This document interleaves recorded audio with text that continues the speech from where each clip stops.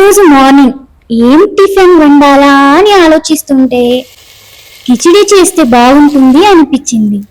వెంటనే కిచెన్లోకి వెళ్ళి పనులు మొదలుపెట్టాను.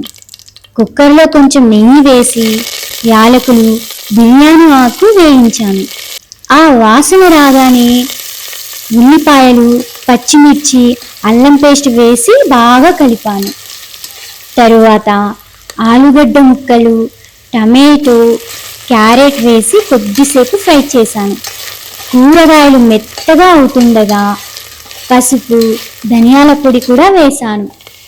అప్పుడు కిచెన్ అంతా మంచి సువాసనతో నిండిపోయింది.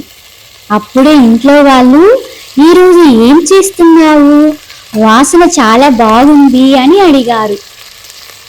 కూరగాయలన్నీ బాగా కలిసిన తర్వాత బియ్యం, పెసరపప్పు వేసి బాగా కలిపాను.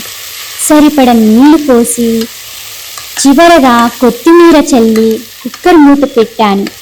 2 విజిల్స్ వచ్చాక స్టవ్ ఆఫ్ చేసి కొద్దిసేపు అలాగే ఉంచాను.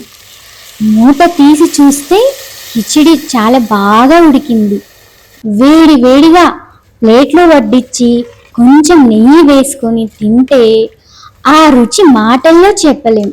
సింపుల్గా చేసే ఈ కిచిడి కడుపు నింపడమే కాదు, మనసు కూడా సంతృప్తి పరుస్తుంది. మీ అందరికీ నా ఈ రెసిపీ నచ్చి ఉంటే మీరందరూ కూడా తప్పకుండా ట్రై చేయండి. అలాగే రెసిపీ ఎలా ఉందో కామెంట్ చేయండి, షేర్ చేయండి, సబ్స్క్రైబ్ కూడా చేసుకోండి.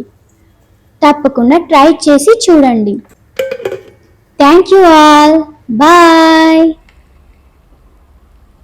సబ్స్క్రైబ్.